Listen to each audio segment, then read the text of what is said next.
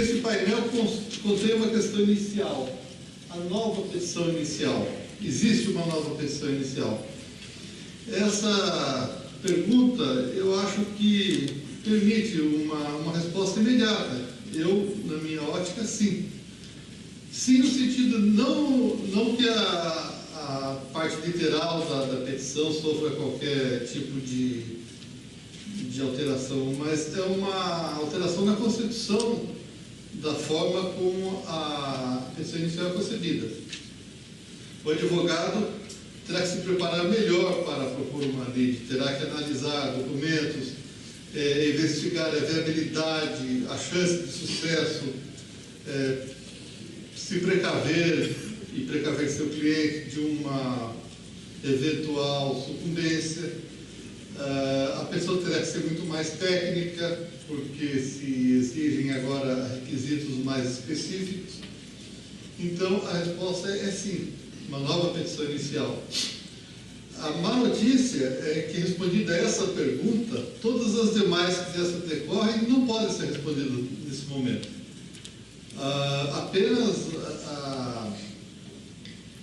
o andamento dos entendimentos jurisprudenciais e a manifestação da doutrina é que nos trará condições de dizer exatamente o alcance que essa reforma terá. Lembro ainda que existirão diversas ações diretas de constitucionalidade, já há uma em andamento com relação à justiça gratuita, que poderá trazer também alterações. Hoje não há muito o que fazer, a não ser tentar identificar quais são esses problemas e imaginar a melhor solução possível dentro desse quadro de incertezas. Eu me proponho aqui a falar brevemente, até para que a gente possa dar uma oportunidade para perguntas, que eu acho importante nesse tema, sobre a petição inicial, sobre o valor da causa, sobre a sucumbência. Eu creio que esses três temas são os que, nesse momento inicial, mais afligem os operadores do direito. Eu trouxe aqui alguns slides, apenas para a gente possa ter uma ordem lógica na exposição. Sobre os requisitos da petição inicial. A redação original do artigo 840 da CLT falava que a petição escrita deverá conter qualificação e tal, e uma breve exposição dos fatos, o pedido, a data, a assinatura. Notem que aqui só fala pedido, não fala certo, determinado, não fala valor. Também não há menção aqui a valor da causa. Já o Código de Processo Civil de 73 falava do pedido com suas especificações.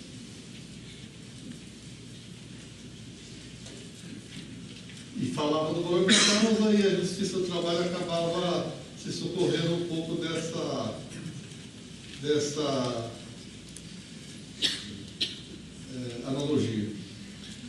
O Código de 73 falava que o pedido deve ser certo ou determinado.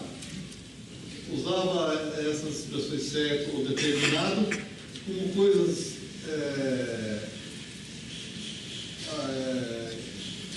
como se fosse possível o pedido ser certo ou determinado, uma das duas situações. A jurisprudência, a doutrina, logo se manifestaram no sentido que o pedido não tem que ser certo ou determinado. As duas condições devem ocorrer simultaneamente, porque a certeza do direito é a individualização do bem que se pretende. E a determinação é a quantificação disso. Por exemplo, no caso trabalhista, se eu peço horas extras, eu estou tornando o pedido certo. E se eu peço 30 horas extras, eu estou tornando o pedido certo e determinado. Aí já o Código de Processo Civil de 2015 já foi bem mais técnico. Ele incorporou essa posição da doutrina da jurisprudência, de que o pedido deve ser certo e determinado concomitantemente, e, inclusive, tratou do pedido certo e do pedido determinado em artigos separados de forma bastante didática. Eu chamo a atenção que no parágrafo 1º do artigo 322 há uma exceção com relação ao pedido certo, que são aqueles pedidos implícitos. E o mesmo acontece na Justiça do Trabalho. Os honorários advocatícios são pedidos implícitos no processo civil. No direito do trabalho, era exceção a condenação em honorário advocatício. Só acontecia naqueles casos de assistência sindical ou naquelas ações em que se discutiam matérias cíveis. Portanto, como era exceção, não se considerava que fossem implícitos. O advogado deveria postulá-los. Agora, penso eu, que como os honorários de sucumbência foram atribuídos indistintamente a todos os litigantes, esse pedido passa a ser implícito, ou seja, mesmo que não conste da petição inicial, o juiz poderá arbitrá-lo. Aqui fala o 324 do pedido determinado, que é aquele que, como eu já disse, quantifica as pretensões, né? E aí algumas exceções da lei civil. A que mais nos interessa seria essa aqui, né? Quando não for possível determinar desde logo as consequências do ato ou do fato, que eu imagino aqui como situações possíveis na reclamatória, os danos extrapatrimoniais, até os danos patrimoniais e o adicional de salubridade. Porque isso normalmente dependerá de perícia ou dependerá de um arbitramento do juiz e, portanto, a parte não pode saber antecipadamente, na inicial, qual o valor a ser postulado. Aqui, apenas para que lembremos, o artigo 292 do Código de Processo Civil, do Processo Civil de 2015 atual, ele prevê que nesses casos de ação indenizatória também deve ser dado um valor à causa, que é o valor pretendido. Aqui tem uma outra situação que pode interessar a Justiça do Trabalho, que é com relação à determinação do objeto ou do valor da condenação, depender do ato que deva ser praticado pelo réu. Aqui, algumas pessoas que já se manifestaram sobre a questão da petição líquida no processo de trabalho entendem que seria uma alternativa à obrigatoriedade de se declinar na inicial o valor do pedido. Eu vou falar um pouco depois sobre isso, eu não concordo muito com isso, mas vou falar quando comentar o artigo 840. Eu entendo aqui, é uma opinião de hoje, pode ser que se altere, porque a gente só está começando a refletir sobre o assunto.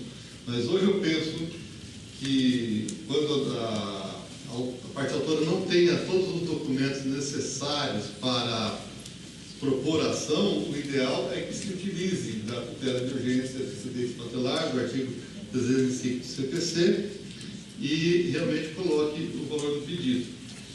Essa alternativa de se deixar para a liquidação prevista no artigo 3º pode não ser aceita pela jurisprudência trabalhista. Aqui, finalmente, chegamos na Lei 3.467. A nova redação do artigo 840 apresenta algumas novidades. Basicamente, se repetiu aquela forma desastrada da redação anterior do artigo 840.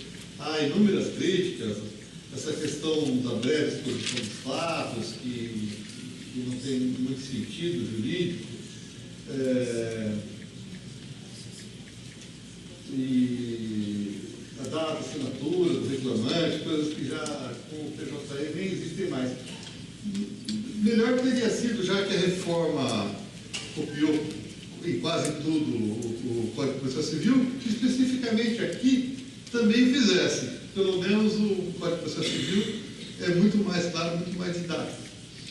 Mas, depois do pedido, que já constava da redação original, a reforma estabeleceu que ele deverá ser certo, determinado e com indicação do seu valor. Com relação às expressões certo e determinado, eu entendo que não houve alguma alteração significativa. Porque, embora a redação inicial do artigo 840 não falasse, sempre se interpretou que o pedido, para ser apreciado, precisaria ser certo e determinado. Para se o juiz tem que decidir ali, dentro dos limites do pedido, limite do pedido é a determinação do pedido. Não há como se julgar dentro dos limites postulados um pedido incerto ou indeterminado. Então, essa indicação da lei, para mim, não trouxe novidade nenhuma, a não ser deixar talvez um pouco mais claro. A grande novidade, e que daí não existe nem no processo civil, é essa indicação do seu valor. Aí é que está o grande problema. Quer dizer com isso, o artigo 840 da CLT, que daqui para frente, ou da vigência da lei para frente, as ações deverão ser líquidas? Essa é a grande questão. Ainda não há muita doutrina sobre o assunto, porque é muito recente. Mas eu tenho escutado algumas palestras ou conversado com alguns colegas, lido alguma coisa, e basicamente há duas correntes. Os que entendem que deve ser totalmente líquido, inclusive com marcha de carro e tal, e outros que entendem que não precisa, que isso feriria o princípio da simplicidade, o princípio da proteção do trabalhador e um monte de outros argumentos, inclusive de natureza constitucional. O problema de se entender que a petição não precisa ser líquida, não precisa indicar valor, que isso é inconstitucional, coisas assim, é que dificilmente essa tese prevalecerá na jurisprudência, pelo que tenho ouvido. E aí, mesmo que eventualmente eu esteja enganado e que acabe prevalecendo, envolvendo matéria constitucional, desaguarão todas as ações trabalhistas no Supremo Tribunal Federal para discutir se é constitucional ou se não é. Então, é uma aposta bastante arriscada entender que a ação que pode continuar tudo como estava, que não houve alteração, que isso daí não vale, etc. Eu acho imprudente. Daí existe uma posição intermediária, no sentido que há possibilidade de pedidos líquidos daquelas exceções do artigo 324 do CPC. Eu vou tentar voltar aqui, o 324 aqui. Quando a determinação do objeto do valor da condenação depender de ato que deva ser praticado pelo réu. Essa é uma. Tem uma anterior que é essa. Quando não for possível determinar desde logo as consequências do ato ou fato. Aqui, eu não tenho dúvida que é aplicável. Há uma lacuna na CLT e há uma compatibilidade e há uma lógica nisso. Nos danos, nas ações de danos morais ou patrimoniais, e mesmo nos pedidos em que se discute adicional de insalubridade, que podem ser deferidos em graus variados, conforme a perícia, a parte não tem condição nenhuma de fixar um valor. É impossível. Então, eu acredito que a jurisprudência não resistirá a aplicação do 324 de forma supletiva nessas duas hipóteses. Tenho mais dúvidas com relação ao inciso terceiro. O inciso terceiro, para alguns, resolveria 90% das ações trabalhistas. Por quê? Porque as verbas trabalhistas, normalmente, são provadas com documentos que estão em posse do empregador. Cartões ponto, recibos de pagamento, etc. Então, tenho ouvido alguns colegas dizer que esse artigo 3º resolveria todas as situações que são a maioria. Eu, nesta data, discordo um pouco. Eu tenho a impressão que esse ato que deva ser praticado pelo réu não é aquele ato processual de juntar os documentos em fase de liquidação, quando determinado pelo juiz, ou mesmo durante o processo de conhecimento. Eu acho que aí é um ato prévio, um descumprimento, por exemplo, de uma obrigação de fazer, como se tem ali exemplo, pedido de reintegração, pedido de indenização por dispensa discriminatória, etc. Não me parece, pela sistemática do Código de Processo Civil, que aí se refira ao descumprimento de uma determinação judicial no curso já do processo. Como a inicial vai antecipar que o réu descumprirá a determinação judicial e relegará o cálculo para a fase de liquidação. Eu acho que não se aplica. Ainda que se aplicasse, tenho algumas dúvidas dos efeitos práticos que isso traria. Porque se declara na inicial que não tenho os cartões ponto nem os recibos de pagamento para fazer o pedido líquido, e a defesa vem e diz que os forneceu ao empregado, e muitas vezes até pode ter recibo disso, e isso acontece, principalmente em empresas grandes, como ficaria a inicial? Seria daí a partir da contestação que junte a comprovante que o reclamante tem documentos, indefere a inicial e condena o autor em custos e honorários advocatícios? É uma questão. É um outro motivo pelo qual eu acho um pouco arriscado colocar todas as fichas aqui nesse artigo 3º do Código de Processo Civil. Na minha opinião, e não sei se prevalecerá, eu acho que não. Eu acho, pelo que eu tenho ouvido, a maioria das pessoas vai entender que o pedido deva ser líquido. Eu entendo que essa indicação do valor, mas é uma posição minha e é de hoje, não significa liquidação. Eu penso que aí se exige um valor aproximado. E por que eu penso isso? Não é porque seja difícil liquidar. É difícil, mas o advogado tem conhecimento, ou pelo menos, em teoria, deveria ter conhecimento técnico para fazer liquidação. Esse não é um argumento jurídico. Por esse motivo, não haveria empecilho. Também, como já disse, como já antecipei, não entendo que seja aqueles casos do inciso 3º do 284. Eu penso que a liquidação desde o início não é necessária porque é inútil. Para que serve a indicação do valor? A indicação do valor serve para o cálculo de eventuais custos, honorários advocatícios, de sucumbência, etc.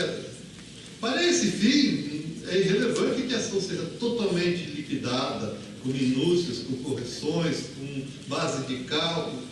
Um valor aproximado serve muito bem a esse objetivo.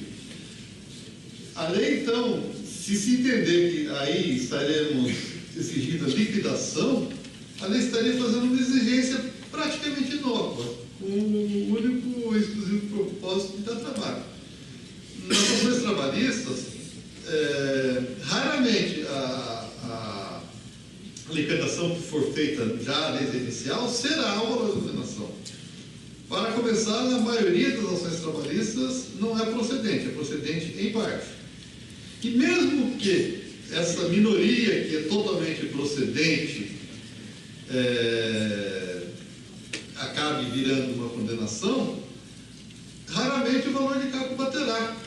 Uma diferença de R$1 na base de cálculo por uma verba cuja incidência se torne controvertida ou que haja uma divergência jurisprudencial quanto à sua inclusão, uma diferença de R$1 vai mudar os cálculos todos para frente e a fase de liquidação, que aí começou desde a inicial, será totalmente inútil. Eu penso que a lei não deve fazer exigências inúteis e é totalmente inútil essa liquidação. E gera um outro problema. Se entendermos que a petição inicial deve ser líquida, inclusive, alguns entendem que inclusive com a marcha de cálculo, a defesa deverá, por força do Código de Processo Civil, se manifestar sobre todos os cálculos, sob pena de preclusão também. E a sentença também deverá resolver todos os problemas de liquidação apontados, como se fossem aí um pré-artigo de liquidação, e fazer também, o juiz proferir também uma sentença líquida. Ora, daí o recurso dessa sentença irá para uma das turmas do tribunal. E daí a turma do tribunal se verá obrigada a discutir matéria que hoje é da competência da seção especializada.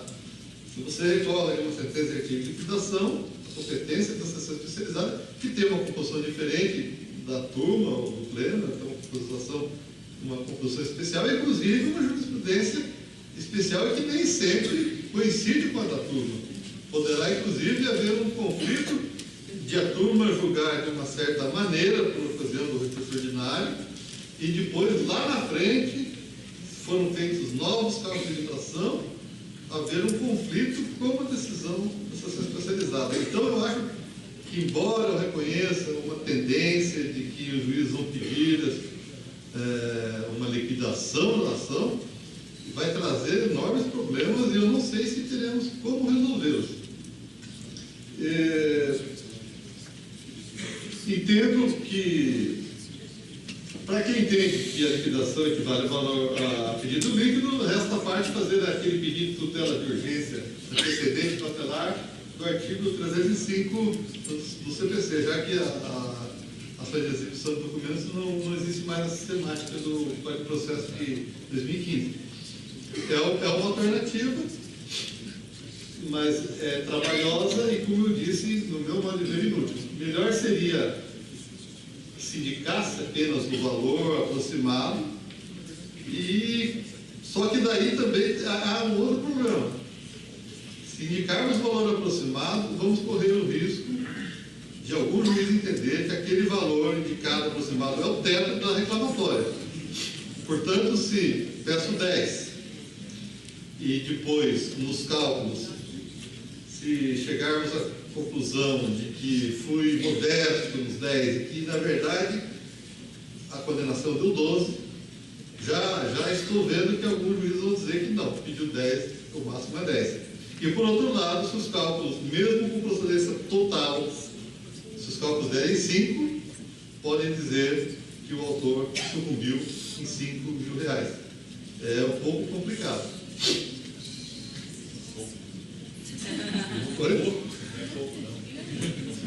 Para mim é um pouco, para vocês é muito.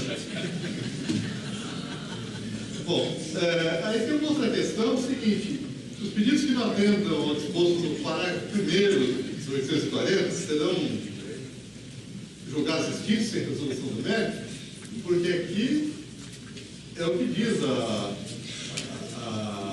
CLT. E se não é indicado o valor do pedido, por exemplo, então aí eu questiono se é possível a aplicação supletiva do 320 do CPC, que é a possibilidade de emenda da inicial, ou se o juiz, desde logo, indefinirá. Eu não sei como a jurisprudência arrumará. Eu estou adivinhando que vão extinguir muitas ações aí. Mas eu não vejo problema que o próprio juiz supra a indicação do valor do pedido realmente é mais complicada. Eu acho que teria que ou dar prazo para emendar, ou teria que tem outra alternativa. Com relação ao valor das custas, até porque a CLT é omissa, apenas a Lei 5.584, que fala da possibilidade do juiz arbitrar, eu acho que ela continua válida. O juiz pode arbitrar, principalmente se os pedidos já estiverem com o valor certo, é só fazer a soma. Ou, se não, nos outros casos, a lei autoriza também o juiz a arbitrar. Então, eu não vejo problema nenhum, nem compatibilidade nenhuma na aplicação do Código de Processo Civil de 2015.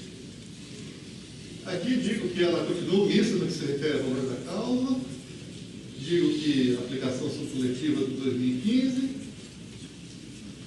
Aqui, daí falo, aí mostro, só para lembrar, como o Código de Processo Civil calcula o valor da causa. A reforma, ela complicou a vida, mas ao mesmo tempo, como ela trouxe todo o processo civil, o processo trabalhista, eu acho, inclusive, que retirou totalmente a esperança de uma autonomia do processo de trabalho. Então, nós vamos poder, pelo menos, aproveitar a experiência do civil. Há muita jurisprudência, há muito trabalho doutrinário. Eu estou tão preocupado porque já existe todo um histórico, né? Não é uma coisa nova no mundo, é uma coisa nova no processo de trabalho, não é nova no mundo, sempre foi assim. Aqui, só lembrando que a atual redação do Código de Processo Civil manda que se atribua o valor pretendido como o valor da causa na ação indenizatória, que tem disposição que não existia no Código de Processo Civil anterior.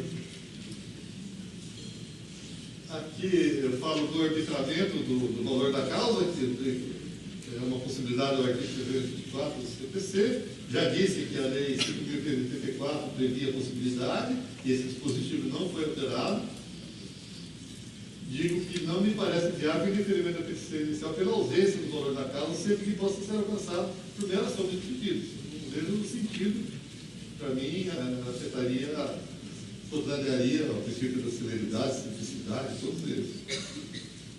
É pugnação do valor da causa.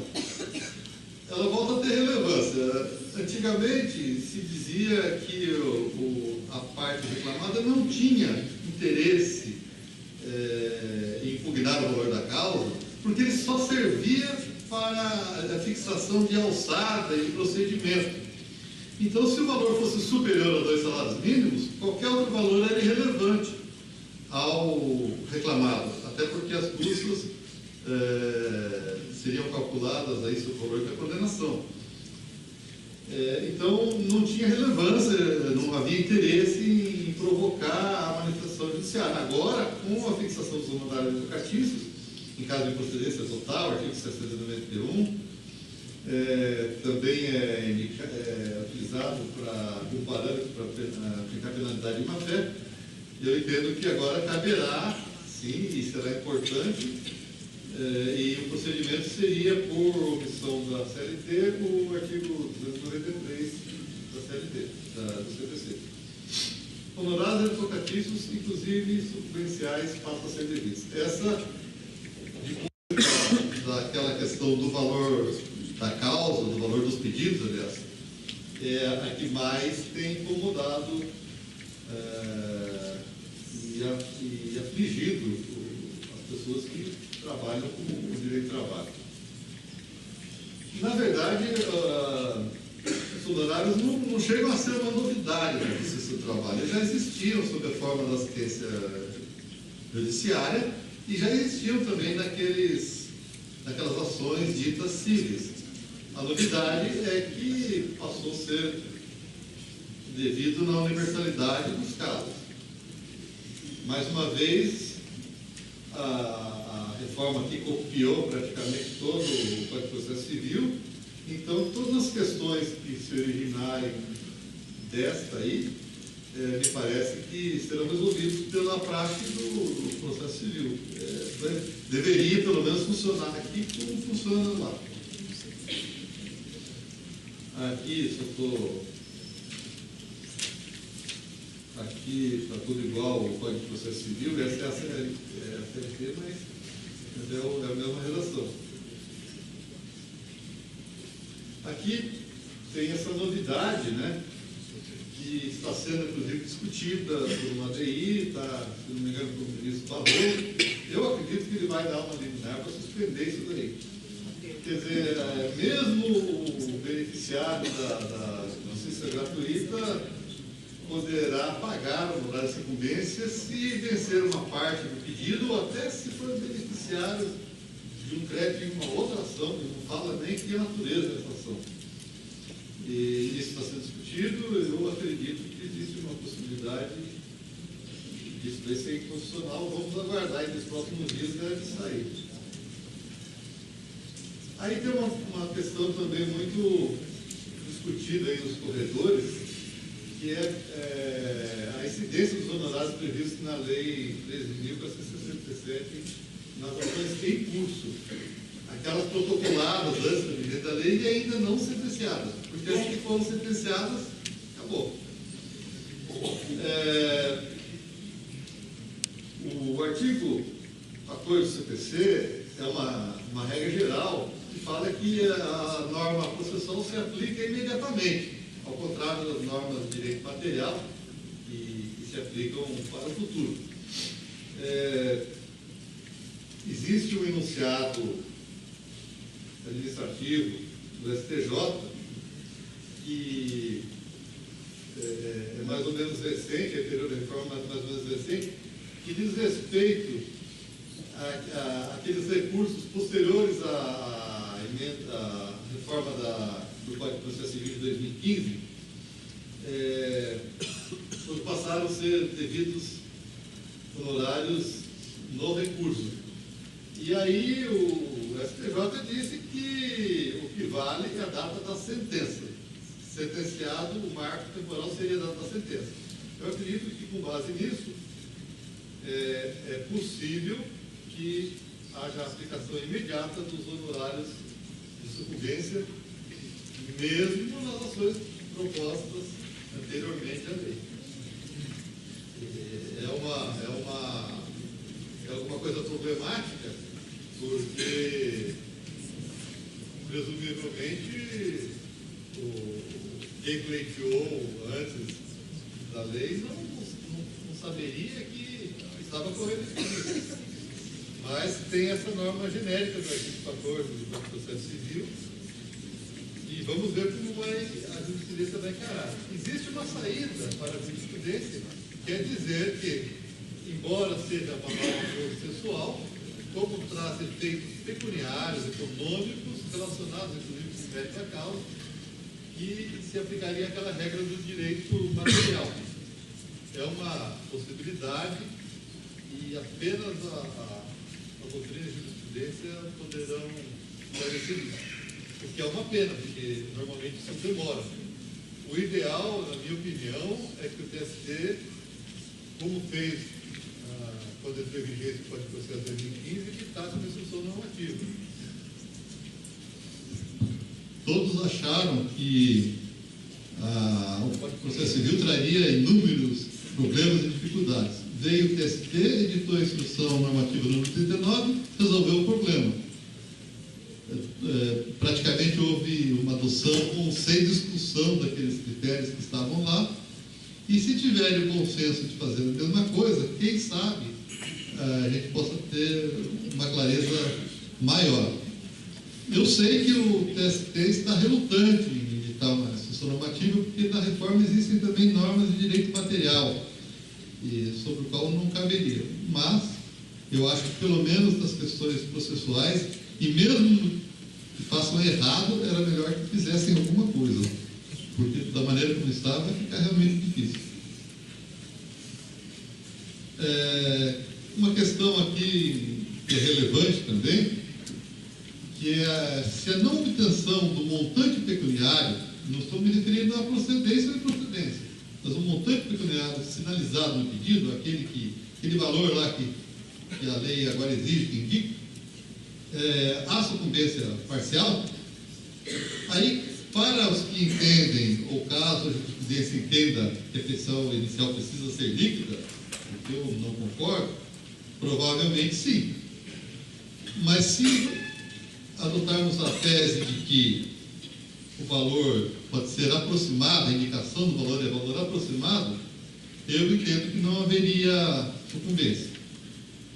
Naqueles casos em que não é possível, daquelas exceções do artigo 324, nos casos que não é possível estimar esse valor, como nas ações de danos patrimoniais, adicional de salubridade, pode ser aplicada aí a súmula 326 do STJ, que eu vou passar em seguida.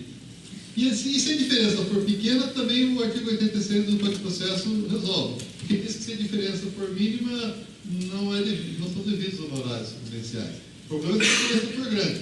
Eu peço danos morais ou materiais de 50 mil, o juiz entende que eu tenho razão, que tenho direito, ganhei a ação, porém o juiz vai usar aquelas regras de arbitramento e chegar à conclusão que o meu direito é só de 25 mil reais. Então eu vou ter uma procedência no pedido imediato e no imediato eu vou ter uma divergência de valores. Esse aqui é aquele do 86 que eu falei, que se o litigante sucumbir em parte mínima, o outro responderá por incrível. Isso resolve uma parte dos casos, mas não todos. A súmula 306 resolve aqueles outros casos. Na indenização por dano moral, a condenação em montante inferior ao postulado inicial não implica sucumbência recíproca. Essa súmula aqui, pelo que sei, continua vigindo. Andaram argumentando em algumas palestras, em alguns trabalhos, que essa súmula foi editada na vigência do Código de 73, quando não se exigia o valor da causa para esse tipo de ações, e que, portanto, o Código de 2015 não mais se aplicaria. Parece não ser esse o caso. Primeiro, porque a súmula não foi revogada. Segundo, porque os precedentes que autorizaram a sua revogação não se referiam a essa questão da fixação de valor da causa, se referiam à realidade de que, se ganho a ação, não sou sucumbente, embora o valor não tenha alcançado aquilo que esperava, porque a fixação não dependia de mim. Aqui, já terminando, eu terminei já a questão da petição inicial, das custas honorários, só vou passar rapidamente algumas alterações da lei que vão interferir na petição inicial. Aquela alteração do parágrafo 2º lá, do artigo 2º do polo passivo, né? O grupo econômico, que agora é necessária a demonstração do interesse, a efetiva comunhão, atuação conjunta das empresas, né? Então, pela essa redação nova, penso que na inicial seja necessário que se relate, pelo menos, a demonstração do interesse integrado, a efetiva comunhão, atuação conjunta. Não basta, como era feito antes, peço a condenação solidária na forma do artigo 2º, parágrafo 2º, por haver grupo econômico. Aí penso que a petição será inédita. Imagino que deverá dizer que há um grupo econômico, que há efetiva, que há atuação conjunta, para que os fatos possam ser contestados e, posteriormente, objeto de prova. É questão de mérito, mas a narração dos fatos faz parte do fundamento do pedido. Pode ser alegado posteriormente a inicial? Eu achava que não, mas fui ver na seção especializada do TRT9 que eles aceitam a inclusão em execução do polo passivo da empresa que não participou do quadro de crescimento. Então, vamos aguardar se haverá uma modificação desse entendimento ou não. E aí volta aquele problema que falei, se formos discutir cálculos de liquidação por jurisprudência da turma e depois a especializada entender diferente, vai ser um problema. Justiça gratuita continua sendo possível requerer em qualquer grau de jurisdição. O ideal é que seja consulado inicial, porque vai ter toda uma situação de ter que comprovar a insuficiência econômica para salários iguais ou maiores, não inferiores, superiores que presuntem. E ao final da apresentação, agradeço a paciência de todos. Muito obrigado, Dr. Francisco, pelos esclarecimentos sobre a petição inicial. E quero, de pronto, já passar a palavra para o Dr. Alberto, Luiz Alberto Pereira Ribeiro, para que ele possa também falar a respeito. Dr. Luiz Alberto. Bom dia a todos. Bem, primeiro agradecer o convite do Hélio, da OAB, e também, logicamente, do Tribunal do Trabalho, na região, que possa estar aqui participando do evento. Também agradecer a Associação dos Advogados Trabalhistas. Também é uma honra também representar, porque eu também participo da associação. Quero saudar todos os advogados, todos os colegas. E, bem, depois de...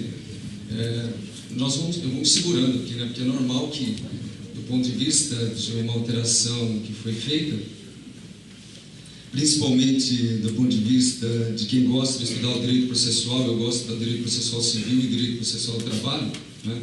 Que é as disciplinas que eu ministro, né?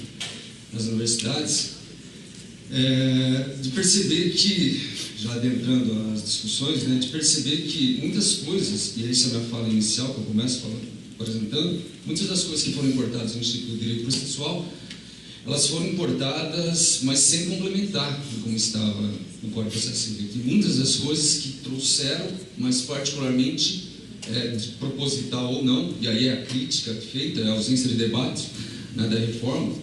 E a reforma do direito material, ela é já criticada do ponto de vista em alguns aspectos. No processual, isso é mais complicado ainda, porque o processual ele pega automaticamente processos pendentes, e aí nós vamos trabalhar sobre esse enfoque do que fazer, como fazer, isso pode demorar 5. Então, eu, como particularmente dando na advocacia, eu fico mais ou menos pensando o que fazer agora, a partir de novembro, com relação às minhas petições, e o que eu vou fazer até agora, já de início. Se eu vou emendar as petições iniciais que eu já propus, eu não vou, porque, doutor Hermel, eu fico no desespero, se, do ponto de vista, né, se a magistratura, né, como se os juízes e tudo mais, os desembargadores e tudo mais... Você vai ter um horário para colocar. Ah, então, mas eu não sei se eu não vou ter que pagar junto, né? Porque começo a ficar preocupado. Então, desculpa a brincadeira, mas é uma preocupação e principalmente decorre da ausência de um debate, da ausência de ter chamado a comunidade jurídica para a reforma. É isso que é o grande ponto que eu acho extremamente importante.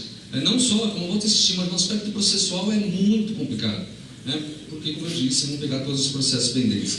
Eu tenho alguns pontos aqui que eu acho que não pode deixar de enfatizar, de que nós estamos tratando do ponto de vista do acesso à justiça, né? Nós estamos tratando do ponto de vista constitucional, que são pontos que não podem ser deixados de levar. Nós não estamos falando simplesmente de extinguir, né? Que não falam que eu falo que extinguir processo, aonde? Em sentença ou num saneamento que não vai existir?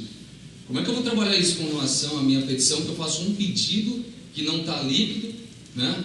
Ou que eu vou liquidar já com medo da sucumbência, porque se eu liquido com medo da sucumbência, o meu cliente ele vai sair devendo, né? Por exemplo, no caso, se eu for um autor, né? No caso de um trabalhador, por exemplo, então esse é um ponto que eu acho que tem que chamar a atenção, de que a Constituição não mudou. A Constituição ela assegura o acesso à justiça a todos, né? Do ponto de vista. E essa tecnicidade existente que não foi importada para o sistema da CLT nesses pontos, né? Porque ela não foi trazida com cuidado, é isso que eu chamo a atenção, né? E aí eu coloco, por exemplo, aonde lá no parágrafo 3º da alteração, né? Então eu vou trabalhar mais ou menos no sentido de uma conversa mais, porque como foi colocado muitas coisas já aqui, acho que é mais fácil eu trazer os meus, como se diz, né? Anseios, dúvidas, e para a gente poder discutir e trabalhar, né? Que eu acho que isso é importante, né? Porque não sou eu aqui, ou muito menos, quem diga eu, né? Mas que vou chegar e falar assim, olha, né, vamos solucionar isso dessa forma. Sinceramente, pelo contrário. Eu vou dizer que eu acho no final que eu vou fazer, né? E se vai dar certo ou não, espero que a mãozinha assim, né, dê certo, porque senão nós estamos perdidos, assim, por exemplo, perdidos mesmo, né? Então, quando eu digo no parágrafo 3º, os pedidos que não atendam ao disposto para o 1º deste artigo serão julgados extintos sem resolução de mérito, então julga já de início, porque aí eu já sei o que eu vou fazer, né? Porque se julgar só na sentença depois de instruído no processo, não vai fazer muito sentido, mas é assim que funciona. E como é que eu vou fazer depois? Então eu estou chamando a atenção das modificações. Isso está disposto lá no CPC? Não. O CPC ele fala dentro da petição inicial, né? Ele fala da inépcia, ele vai tratar. Mas do pedido aqui, ele não fala isso, né? É isso que eu quero chamar a atenção. Então, algumas modificações foram feitas que eu acho que não tomaram porque não teve devido debate a respeito disso. Tá? Então, o que eu chamo a atenção é esse ponto. Nós não podemos esquecer que o acesso à justiça é de suma importância. Nós estamos trabalhando a ideia de que o acesso à justiça é privilegiar, acima de tudo, o que a gente chama de julgamento de mérito, né? Que é aí que hoje tem que chamar a atenção. O processo ele não pode ser um instrumento do ponto de vista, e olha quem está falando assim, quem gosta de estudar processo civil. Eu adoro estudar processo civil, né? Adoro mesmo. Mas o processo ele não pode ser um mecanismo ou meio de injustiça também. Isso tem que ser chamado a atenção, né? Nós não podemos, por mais que eu defenda dessa aproximação do direito processual civil para o direito processual ao trabalho, nós não podemos esquecer que tem o direito processual ao trabalho. Como é que surgiu, né, a justiça do trabalho? Né? É que é uma coisa meio absurda, o reconhecimento do TST só agora, no final. É umas coisas assim que a gente... Por quê? Porque foi decorrente do direito material do trabalho que tudo isso surgiu, né? Se a gente for colocar.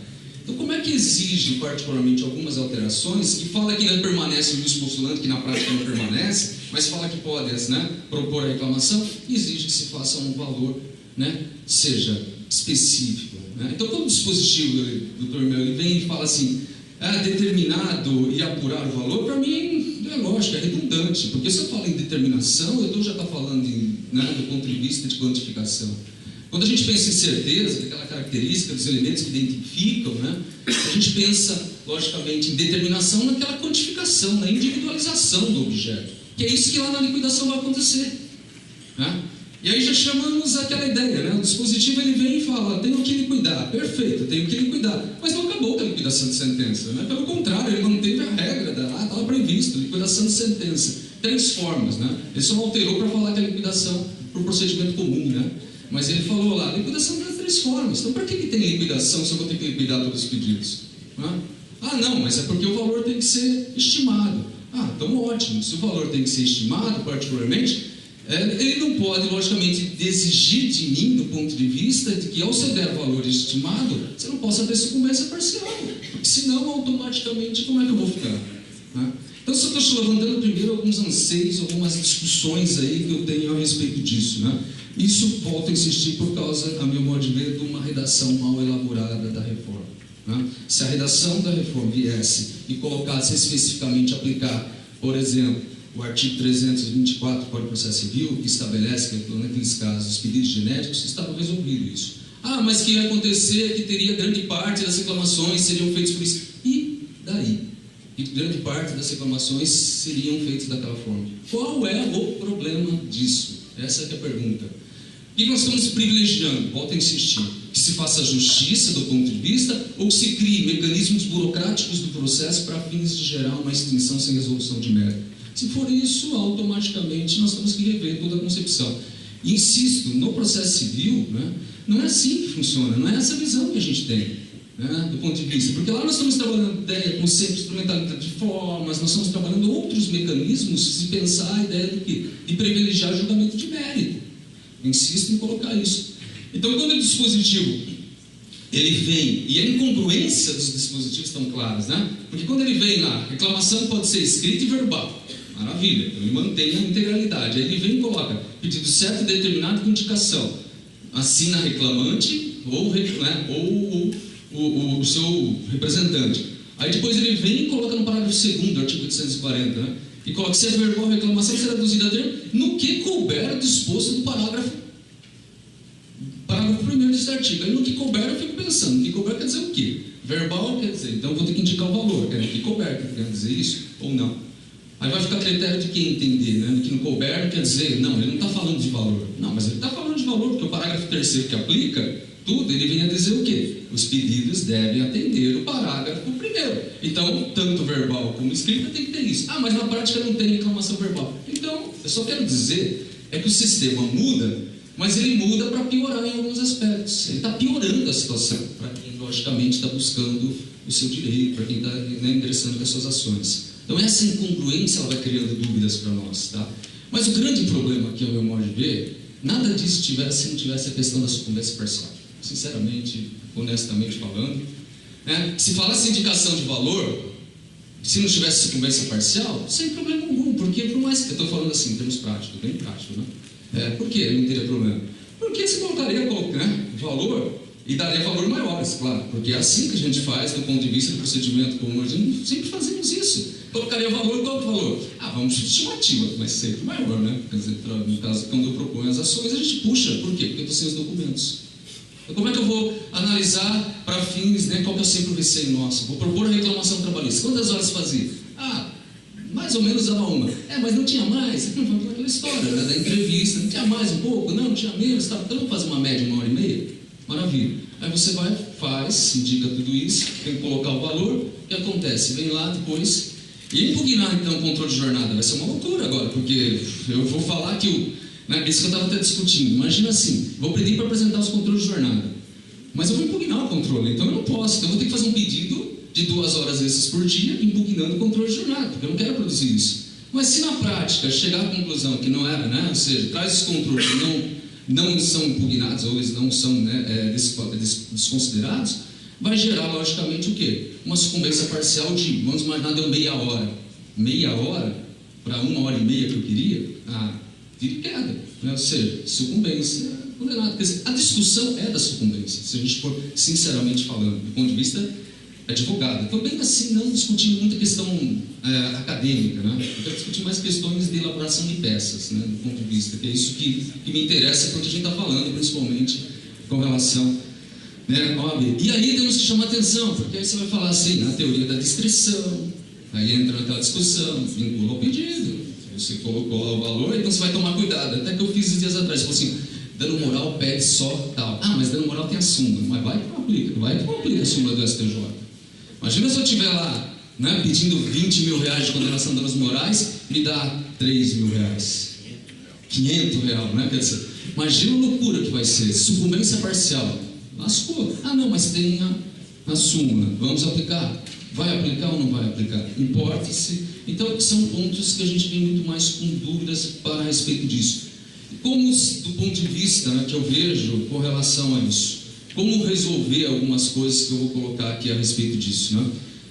Bem, tem que admitir o pedido genérico. Para mais que seja, não tem como não admitir. E aí, eu para mim entendo que eu vou colocar em todas aquelas hipóteses do CPC.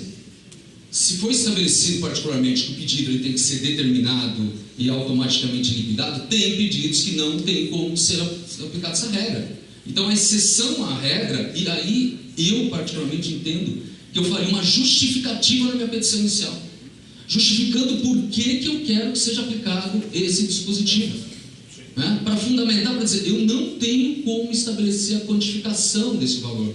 Por quê? Porque eu preciso dos documentos que se encontram com a empresa, né? Para poder automaticamente fazer. E veja, mas não é para quantificar, é que eu não consigo quantificar. É para que se possa trazer esses documentos para instruir normalmente o processo, para depois a sentença, automaticamente, se o pedido é líquido nessa parte, ela será uma sentença líquida em tese, não necessariamente ela pode ser líquida também. Tá? Mas não tem como. Aí que eu sou particularmente preocupado com aquelas questões que envolvem, e eu vou trabalhar com isso aqui daqui a pouquinho, aquelas questões que envolvem, por exemplo, a cautelar. Porque a cautelar, na verdade, a chamada, né, tutela provisória antecedente de urgência provisória, vou fundindo tudo de novo, tão grande que é no Instituto, do artigo, né, a partir do artigo 297, por ali, do CPC, né, que ele fala. Então, a tutela de urgência, que ela é de urgência, né, antecedente cautelar, que é a provisória, automaticamente, eu tenho dúvidas de preparar promover essa ação. Por que eu tenho dúvidas de promover essa ação antes? Porque o primeiro ponto que eu discuto é o seguinte: se eu entro com esse pedido, né, que é um pedido antecedente, né, na Justiça do Trabalho, e peço, e formulo, e venho e falo assim, eu quero que me apresente os documentos, para eu poder depois, né, aditar a petição inicial e continuar. Né? Então, o primeiro ponto, eu tenho que lembrar que o prazo prescricional não está interrompido com relação aos demais outros pedidos. Então aí eu começo a pensar, então acho que eu vou formular então nessa mesma um pedido de protesto judicial para suspender todos os prazos em relação a todos os direitos, porque eu tenho um problema de prescrição, que está correndo, né? Vamos imaginar 5 anos de contrato, começo a discutir, ficar preocupado, então tá. Aí eu venho e formulo esse pedido, tudo bem, vamos imaginar que ele, citado e tudo mais, ele não apresenta esses documentos, né? Vamos imaginar que ele não apresenta esses documentos. Agora, nesse seu pedido, qual a consequência de não apresentar esses documentos nesta cautelar antecedente? Né? Automaticamente ele não poderá depois apresentar esses documentos lá quando você editar a petição inicial, na fase de instrução? Lógico que ele pode. Litigância de má-fé, sim, mas até aí, né? Litigância de má-fé, só estou mostrando assim, porque a cautelar antecedente, ela não tem como fazer uma cognição exauriente. Ela faz uma cognição sumária, né? Consequentemente, como é que eu vou trabalhar com esta cautelar antecedente agora? Porque ela pode não atingir o que eu queria verificação de, né, por exemplo, documentos, para verificar, para eu poder apontar adequadamente na minha petição o valor correspondente. Pode ser que eu não consiga isso fazer, e vai cair na mesma, se o meu pedido ele for, e aí vai dizer o que? Vai deixar de ter sucumbência parcial no caso desse, se chegar lá ao final e eu formulo um pedido de X, né? Por exemplo, não apresentou os documentos, eu formulo um pedido de 30 mil reais de horas extras, já apresento os documentos, não consigo, chegar lá, dá 5 mil reais de horas extras, do ponto de vista, você teria sucumbência, né? Se a gente for pensar na ideia de pedida, eu acho que aí tem que ter um contexto maior, tá? Então esse é um ponto, por exemplo, de se pensar o que fazer nesse ponto. Poderia também pensar, nesse caso aqui, trabalhando essa hipótese, pensando na ideia de que eu vou entrar com essa ação, poderia entrar e formular só uma ação, um pedido, na verdade, propor uma ação de exibição de documentos. Mas que cai na mesma tese, porque o CPC ele tem previsão para efeito disso, né? Eu poderia entrar com esses mecanismos, não estou falando, é exibição de documentos. Eu estou pensando naquela ideia da produção antecipada de provas, né? Mas que cai na mesma coisa, porque ele também não faz juízo de cognição, né? Então, automaticamente, eu fico fechando o caminho. O que eu vou fazer, então, nesse ponto, né, com relação a isso? Eu vou propor minha ação, né, e vou automaticamente, nesse caso, pedir para que, logicamente, ele acolha como pedido genérico, porque não vou ter outra solução, né? E vou, nesse caso, justificar o porquê o pedido é genérico e vou, logicamente, para que, em sentença, ele automaticamente não venha a dizer que extinção sem resolução, que não é extinção, é uma decisão sem resolução de mérito. Extinção nem o CPC utiliza a palavra mais extinção, mas tudo bem, né? Uma decisão sem resolução de mérito, né? Porque se ele fizer isso, automaticamente, olha como é que é a coisa, eu vou ter que fazer o quê? Propor uma outra ação, né, pensando com um pedido específico. Porque se eu for recorrer para o tribunal, discutir isso tudo no tribunal, para depois voltar para querer fazer isso, a meu modo de ver, de qualquer forma, a prescrição quinquenal e bienal estão interrompidas pela propositura da ação, então eu consigo discutir uma outra, na mesma, né, no mesmo só com relação a esse pedido, mas, mesmo assim, olha o tempo que eu vou ter de processo.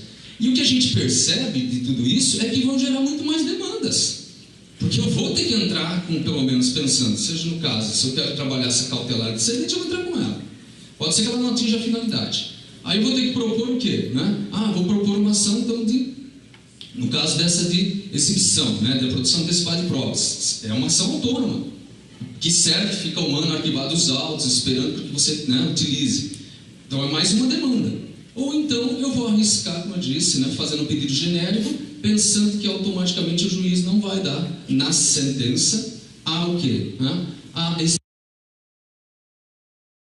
decisão sem resolução de mérito com relação a esse item, para depois prosseguir. Tudo isso, a meu modo de ver, insisto, é por uma redação do dispositivo. Porque se o dispositivo ele colocasse, né, aquele item aplica no CPC, aplica o CPC, ou traz as regras do CPC ali, está resolvido. O pedido genérico ele admite, você vai ter um julgamento com relação a isso, né? Então, esse é o ponto principal. E aí, insisto em dizer, não acabou com a liquidação de sentença. Então, automaticamente, se a gente pensar que existe uma nova petição inicial, na verdade, é assim, do ponto de vista, o que a gente está vislumbrando é que vai ter que, logicamente, por parte nossa, tomar muito mais cuidado na elaboração dessa petição inicial. Entendo que sim, né? Mas o problema não é o cuidado, porque grande parte nós tomávamos cuidado, mas o problema é saber o que vai ser aplicado nessa tarefa, né? Como é que vai chegar. Isso vai demandar, às vezes, 1, 2 decisões, discussões, até chegar nos tribunais superiores. né, para poder estabelecer isso, né? Então, por esse motivo que a gente fala. Agora, do ponto de vista a melhor solução à memória B é que, por exemplo, o juiz de início saneasse o processo e desse uma decisão falando que era sem resolução de mérito com relação ao seu pedido. Porque se ele não fizer isso, nós vamos demandar um tempo enorme querendo discutir esse tema, e isso vai gerar, consequentemente, um prejuízo para a parte e tudo mais. Agora, naqueles outros casos, né, logicamente, de produção de provas, que há necessidade, no caso de perícias e tudo mais, é evidente que o bom senso tem que ser, né, tem que ser colocado a regra que você consiga não determinar o valor. Imagina que você lança salubridade, eu vou dar 40%, né, aí chega lá, a perícia faz e fala que é 20%, ou seja, eu sou sucumbente, né, sucumbente parcialmente em cima disso, né, ou seja, como é que eu vou trabalhar isso? Não tem como se fazer um pedido nesse caso de cuidado. E aí eu insisto que a gente nós temos em tese os exemplos já estabelecidos, né? Lógico, quando tem procedimento sumaríssimo, convertia para o procedimento ordinário, né? Então fazia isso, né? Se você não consegue liquidar, você automaticamente fazia isso. Agora não temos como fazer essa brecha, então tem que socorrer, evidentemente, e admitir pedido genérico, né? Esse é um ponto indiscutível, né, que eu coloco ali a respeito. Então, o que eu estou querendo colocar? É de que a CLT, essa alteração existente, pelo princípio que a gente chama, né, princípio da compatibilidade entre que envolve as regras processuais e as regras processuais trabalhistas, deve sim aplicar o artigo 324. Isso é indiscutível. Isso é indiscutível, eu estou dizendo, é para a gente discutir, tá? Não é indiscutível, não. É para nós discutirmos, tá? Mas tem que ser aplicado. Não há outra solução. Então, o princípio, né, desse princípio da compatibilidade, ele vai fazer com que a gente entenda dessa aplicabilidade, né, a respeito. Eu não vejo também a teoria da distrição será aplicada. Se eu limitar o valor, eu não vejo como escapar, né, do ponto de vista de que o julgador, se eu pedir 10, ele vai julgar acima do que eu estou pedindo. Isso eu não vejo como acontecer. Então, isso logicamente, é um cuidado que a gente vai ter que tomar acima disso. Então, por quê? Porque ele vai aplicar a teoria da distrição ao pedido, né? Essa é a regra do julgamento, não julgar acima do que está sendo pedido. Não vejo, né, como não caminhar. A questão do dispositivo que ele fala do proveito econômico para o réu, para fins de sucumbência, ele vai aplicar à luz dessa ideia, bem em termos matemáticos mesmo. Eu não vejo como escapar disso, né? É automaticamente com base naquilo que você pediu, com base que você liquidou. Se houver sucumbência, com exceção particularmente da súmula, né, 326 do STJ, que fala, que eu acho o caminho. E por que da súmula? Eu estudei toda a súmula para tentar entender todos os julgados da súmula, né, porque a gente faz essa análise lá. É porque é arbitramento, foi arbitrado, né, por jogador. Então, quer dizer, se ele é arbitrado também, como é que pode você estabelecer que, se eu peço 30, né, e vem o juiz e arbitra em 10, ele está arbitrando o valor, né, automaticamente, né? Como é que você vai impor, particularmente, à parte a sucumbência disso se está sendo arbitrado pelo jogador, né? Isso é um ponto. Então, não tem como se estabelecer essa ideia de sucumbência parcial. Esse é o sentido. Nos demais, né, que foram fixados, seja, fixados com base no que foi pedido do ponto de vista que não é arbitramento, eu não vejo como não aplicar essa questão do proveito econômico. Conversando com alguns, né, principalmente juízes, né, tem alguns que defendem a ideia de que não há proveito econômico para o réu, né, e tem alguns que vão tentar trabalhar desse ponto de vista, de que se não há proveito econômico para o réu, porque quem pede é o autor, né? E quando o réu, ele, né, no caso, como ele não condena o autor a pagar alguma coisa, então não há que se falar em proveito econômico para não aplicar a sucumbência parcial, né? Isso é por parte, né, de algumas discussões que têm surgido aí para tentar dizer que não vai querer se aplicar. Eu acho que é um pouco improvável que isso aconteça. Eu acho, por quê? Porque se nós fizermos análise do que quer dizer, né, a ideia do proveito econômico, vocês vão perceber que o proveito econômico, em decisões onde a gente, importando, né, do sistema do STJ e tudo mais, todos eles vão trabalhar a ideia de que se você pede X e se você ganha 1/3, automaticamente o réu tem um proveito econômico de 2/3, ponto. Então, eu não acho que vai vingar essa tese né, de não ter proveito econômico para o réu, né? Com relação ao ponto de vista aí, né, que a gente está colocando, de algumas ideias que eu tenho trazido para buscar solucionar tudo isso aí, né? Bem, o que particularmente eu tenho pensado nesse ponto? Que a partir de agora, isso a gente tem visto todos, é uma tendência nesses casos de pedido genérico, por exemplo, é de se buscar ingressar com ou extrajudicial ou judicial do protesto, para interromper o prazo. Isso vai ser mais ou menos uma solução de caminho, né? Porque eu não vou ficar, quanto tempo pode demorar isso, né? Se eu preciso de uma medida dessa, acumular num pedido de tutela cautelar antecedente, né? Aquela ideia do pedido cautelar antecedente provisório, com um pedido de protesto judicial por interrupção de prazo, eu entendo que, apesar dos procedimentos não se equivalerem, mas é importante frisar que, de qualquer forma, é um caso mais de jurisdição voluntária. Não é um caso mais de jurisdição voluntária, não. É um caso de jurisdição voluntária, que é o protesto, né? E o outro caso é um caso que, se não tivesse ali, ele seria de cautelar. Como particularmente não há mais processo cautelar, né, desse ponto de vista, há um pedido que a gente está falando, ali ele fala em emendar, editar a petição inicial para formular os outros pedidos. Então pode ser que entenda que não dá para fazer na mesma ação esse pedido. Então você teria que formular ou um extrajudicial, né, buscando um extrajudicial de interrupção de prazo, ou caminhar separadamente com uma ação de protesto judicial, para que interrompa o prazo, especificando quais são os pedidos que você vai formular na sua reclamação trabalhista. Enquanto isso, para que você consiga, ingressando com esta pedido de cautelar antecedente provisório, para que exiba os documentos, para que você consiga fazer o quê? Apurar o valor para promover a partir disso, promover na mesma ação, agitar a petição inicial. Seriam os dois caminhos, assim, de início que eu pensaria. Para resolver isso, como eu disse, que seria a outra solução, é que admitisse os pedidos genéricos. Não precisaria nada disso, né? Admitindo o pedido genérico, automaticamente, você teria o quê? Uma sentença nesses pontos que não seriam líquidas, sem problema algum, e que depois faria um procedimento de liquidação normal, conforme o CPC está previsto. O grande problema é que eu não acho que isso na prática vai acontecer. Eu acho que isso na prática não vai acontecer. E como eu tenho que esperar até sair sentença, posicionamentos, aí você tem recursos e tudo mais, isso não vai acontecer. O caminho, a meu modo de ver, nessa solução é aumentar a quantidade de demandas na justiça de trabalho. Assim, então, se aquele objetivo, que é desde o início, que era econômico, que é importante frisar, porque por mais que a gente pense do lado, a reforma trabalhista ela tem um aspecto bem econômico, né? Se o objetivo era diminuir a quantidade das reclamações trabalhistas, de início pelo menos isso, nós não vamos diminuir, nós vamos aumentar, e inclusive aumentar a prática de atos, porque aí nós vamos discutir, como já tem discutido, como é que nós vamos combinar com, por exemplo, um reclamante que chega no escritório, eu vou ter que propor 2, 3 ações para efeito disso. Não somente isso, né? Lembrando de que o réu, do outro lado, vai ter que contratar advogados para fazer essas defesas, né? Então isso vai gerar um custo maior, ao contrário do que você imagina. Nós não imaginávamos, eu não imaginava, mas ao contrário do que se imaginava, né?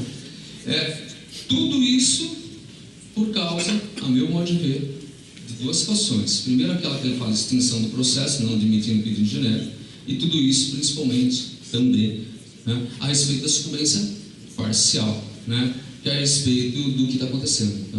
Então, assim, do ponto de vista, o que eu passo é mais ou menos assim o que eu vou procurar fazer. Eu estou, como eu falei, bem prático do ponto de vista, né, porque senão a gente entraria para ficar discutindo outros tantos temas a respeito. Objetivo principal, a possibilidade de reforma legislativa? Claro que é. Só incluir alguns dispositivos, como o próprio CPC fez, né? Antes de entrar em vigor. O que aconteceu? Em 2016 veio uma alteração, né, em vários dispositivos. Então isso tem uma solução fácil de resolver antes que entre em vigor, que seria mais fácil, né? É muito improvável que a gente consiga qualquer tipo dessa situação. Consequentemente, quem vai ter que resolver isso? Logicamente, com o esforço de toda a comunidade acadêmica, comunidade jurídica, comunidade e tudo mais, vai ter que ser o judiciário, porque não tem outra solução, que é o judiciário que vai solucionar isso. Eu, particularmente, eu sou a favor de que se criem as instruções normativas para se tentar isso, né? Desde o primeiro fórum processual do trabalho que teve, foi o primeiro acho que em Curitiba, né? Depois agora vai ter o acho que terceiro ou quarto em Brasília, né? Tem se discutido isso e gerado né, posições para que se crie as instruções normativas. Eu acho que isso é importante, vai ter que acontecer isso, não vai ter como deixar.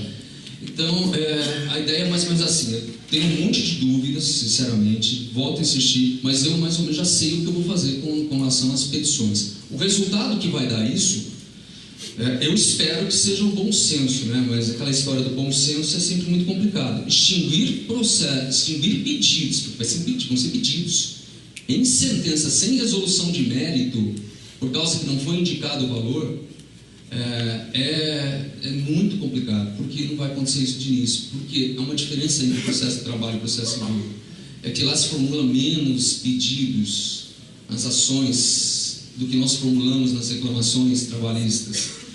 As reclamações trabalhistas são muito, né, quantos pedidos que são analisados são vários, e você fazer essa sistemática diferenciada, isso vai gerar um problema muito grande no sistema. Então, assim, precisamos, na verdade, discutir para que se, logicamente, trabalhe a ideia de se orientar para tentar minimizar ao máximo os impactos. É uma nova petição inicial? A meu modo de ver, quando eu insisto em falar, eu não falo que é nova a petição inicial, eu não vejo muito isso como nova a petição inicial. Tá? Porque grande parte, a gente não fazia isso para não limitar os valores, assim, para eventuais condenações. Era mais preocupado com isso.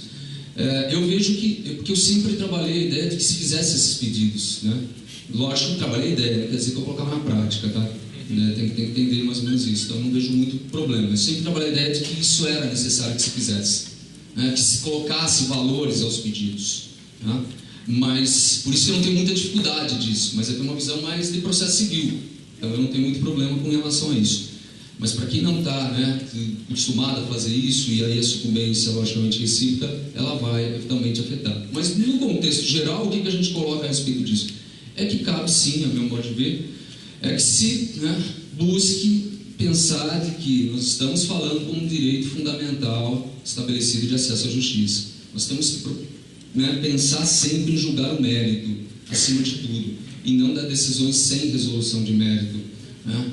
E se for aplicado do jeito que está o parágrafo 3º da extinção, que é o grande problema, que eu acho ali junto, automaticamente você vai gerar outras demandas e a outra parte pode recorrer dessa decisão por causa de custos, se não dá isenção, você pode travar o processo, vai dar litispendência. Nossa, vai tumultuar de um tamanho isso que a gente não sabe onde que vai parar. Então, a contribuição minha, na verdade, é muito mais como no sentido de gerar discussões, tá? Eu queria que de uma angústia de quem daqui quantos meses, né? 2 meses e pouco vem um instituto novo que eu não sei o que vai acontecer de resultados, pegando todos os processos em andamento. Petições iniciais eu não imagino que entregue a petição inicial antes, vem uma legislação e eu queria aplicar isso nem sentença, entendeu eu? Porque eu vou trabalhar a teoria das fases processuais e não a teoria do isolamento dos atos processuais. Tem que trabalhar a fase processual. Iniciada aquela fase processual, ela tem que terminar aqui, contrariando a regra, mas não é que é contrariando. A regra de isolamento é para as alterações que são pontuais, alterações são aplicadas no contexto da prática do ato ou do quando o ato surge. Nesse caso não dá, imagina a petição. Imagina se todo mundo agora tem que sair aditando petição inicial, aditando não, para mim é emendando a petição inicial para dar valor, vai virar uma verdadeira loucura. Vai chover, está lá na véspera da sentença, não, atravessando a petição, deixa eu emendar, porque eu não quero tomar sucumbência parcial. Como é que vai acontecer isso? Não pode, é por isso que eu acho que tem que aplicar a regra das fases processuais. Isolam-se as fases processuais, fase postulatória, fase decisória, assim por diante, para poder aplicar. Iniciada com base numa fase, termina com base na mesma fase. Está resolvido. Você dá segurança jurídica, né?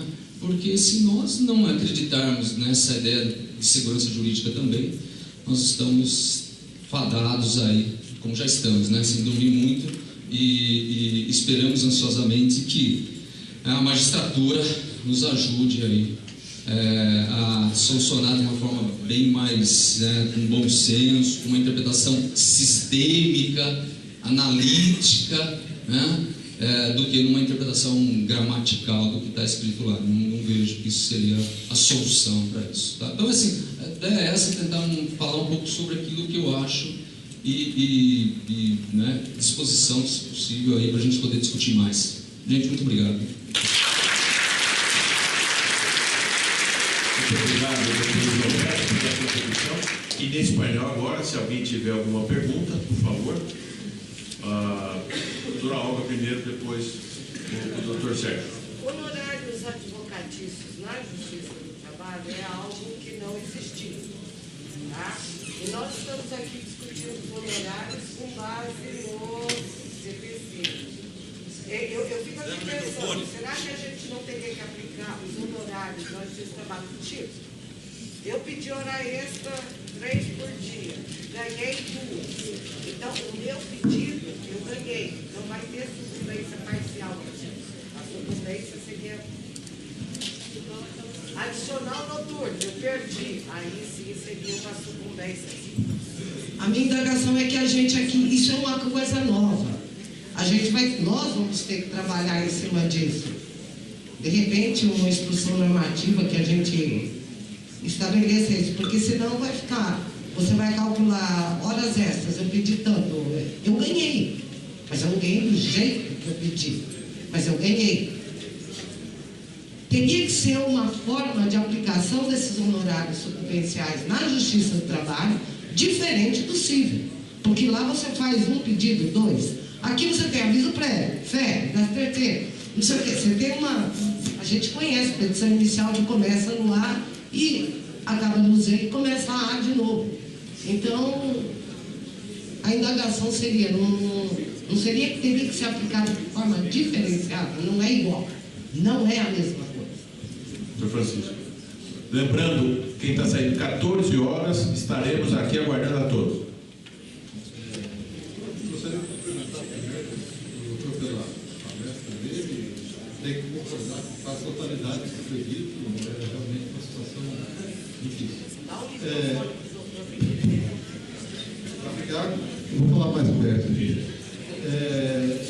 De fato, é uma possibilidade, porém, como a CLT é omissa nesse aspecto da definição dos honorários, a tendência será socorrer do CPC. E no CPC não tem essa autorização que a senhora está reivindicando, a não ser naqueles casos que já comentamos da súmula 326 do STJ, aquelas ações em que não dá para realmente se fixar o valor de pedido. Então, eu acho difícil que aconteça um regramento especial para os honorários advocatícios sucumbenciais do trabalho. Até porque, como eu já disse, o processo de trabalho já era o processo civil. Doutor Sérgio, por favor. Em primeiro lugar, queria dar os parabéns pelas palestras profundamente instigantes e que fez com que a gente tivesse mais dúvidas e mais reflexões do que quando chegamos aqui. Eu gostaria de fazer a mesma pergunta para os dois, para o doutor Luiz Alberto e para o doutor Francisco Hermel. Na questão relativa à interrupção da prescrição pela via do protesto. Pela análise que eu faço do artigo 11, parágrafo 3º da CLT, o novo artigo 11, parágrafo 3º diz: a interrupção da prescrição somente ocorrerá pelo ajuizamento de reclamação trabalhista. Pergunto, com essa nova dicção do artigo 11, nós poderíamos utilizar o protesto como um mecanismo de interrupção da prescrição, ou quando o legislador aqui quis dizer somente, ele exclui a possibilidade da jurisdição voluntária, inclusive? Boa pergunta. Eu creio que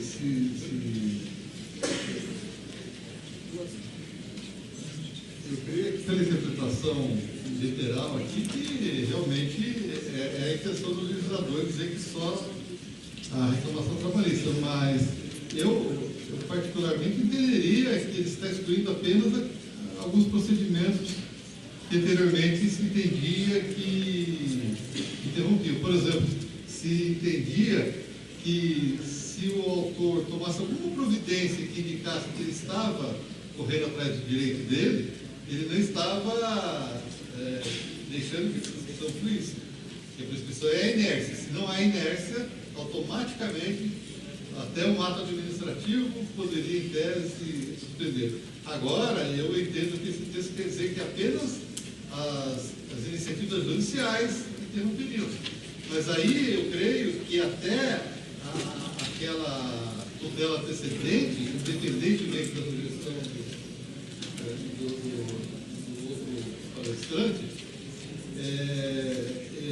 eu acho que não seria nem necessário o protesto para a interrupção da prescrição. Eu acho que simplesmente, se ele já está pedindo uma tutela antecedente, que, como o nome diz, de urgência antecedente, como diz, antecede a própria inicial, já é uma fase preliminar da própria ação trabalhista, eu creio que a partir daí já pode considerar suspenso, porque ele está indo atrás do direito dele. Como vai dizer que ele esteve inerte, se ele está pedindo lá os documentos para verificar se tem direito, quanto de direito tem? Meu pensamento é esse. Eu acho que a questão é que, quando ele fala em reclamação, tem que ser analisado no sentido genérico, né? Seja judicial. Não importa se é jurisdição contenciosa ou contrária. Isso para mim é claro. E, claro, quer dizer, essa mania de falar claro. Né? Mas essa questão com relação a antecedente, é que antecedente eu vou particularmente identificar o que eu quero, o pedido que eu relaciono com isso. E aí é importante pensar assim, do ponto de vista é que a interrupção de uma ação proposta, ela vincula os pedidos que eu vou querer com que eles sejam, né, que gera essa interrupção. Se lá na antecedente eu estou tratando, é aí que está a questão, ela vai retroagir a data da propositura da antecedente, aonde eu estou só apresentando documentos, aonde eu vou aditar a petição inicial depois, ou emendar, né, no caso é aditamento mesmo. Eu vou aditar para trazer todos os meus pedidos e toda a causa de pedir agora com as outras matérias, ele gerará a interrupção desde a propositura da antecedente. Eu, sinceramente, tenho dúvidas que ele vai gerar a interrupção desde a propositura da antecedente. Então, por esse motivo, é que quando eu trabalho, a ideia qual seria? De que entrasse com uma ação, né, de um processo judicial para interromper tudo que relaciona, e eu identificar particularmente quais são os pedidos, para que também não tenha problema de falar que não se relaciona com aquilo. E aí depois promoveria a reclamação, ou pensaria na antecedente para a produção de provas com aditamento da petição inicial, né? E aí seguiria normalmente o procedimento. Pelo menos não teria o problema da interrupção, do problema de prescrição, né? Mas realmente esse dispositivo ele vai ter que até inclusive pensar naquela ideia se vai, né, de que não tem mais que se falar então interrupção protesto extrajudicial para interromper prazo, né? Por causa que a lei diz que fala extrajudicial. Para quem incentiva que diminua a quantidade de reclamações trabalhistas, falar que é só judicial é uma maravilha, né? Quer dizer, tudo é um contrassenso, né? Obrigado. Emerson, por favor.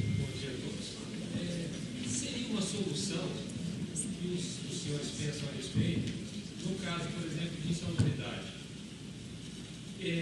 o pedido ser realizado sucessivamente. Peço 40%, sucessivamente 20%, sucessivamente 10%, conforme se apurar em futura perícia. Não, penso que nesse caso não seria sucumbente. É uma possibilidade, só que me parece que o valor da causa não terá que ser pelo maior, mas é uma solução. E eu entendo que não é necessário, porque nesse caso se aplica bem aquele 324 do CPC. Nos outros casos, como eu já disse, eu tenho dúvidas, mas nesse caso de documentos a serem juntados pelo réu, tenho minhas dúvidas se o clamor do doutor Luiz vai ser atendido. Mas nesse caso específico, eu tenho a impressão que não haverá dúvida. Mas a sua alternativa me parece interessante. Pode ser de horas, né? Imagina, peço 5. Se não me der 5, me dá 4. Agora me dá 3. Né? Me dá 3, dá 2. Sinceramente, eu acho que ele vai trabalhar a ideia do pedido principal ali, né? Você automaticamente está escolhendo uma sequência, né, para colher o primeiro. Se você não me der o primeiro, então eu quero o segundo, né? Eu acho que ele vai acolher a ideia do primeiro, ou para trabalhar a ideia de sucumbência. Nessa quantificação da sucumbência, você coloca isso por quê? Porque você está fazendo uma sequência, né? Você está dizendo que você quer o primeiro, que preferencialmente é o primeiro. Então, nesse ponto, se você quantificou, ele automaticamente fala, não te dou o primeiro, consequentemente te dou o segundo. Eu acho que ele vai querer, é uma grande possibilidade de sucumbência parcial. Com relação à sucumbência, o senhor tratou antes, claro que a petição foi protocolada antes da vigência, houve sentença. Eu entendo também que não caberia analisar a sucumbência nesse momento. No entanto, abre para recurso. E a sucumbência recursal daí seria possível? Com relação à sentença prolatada?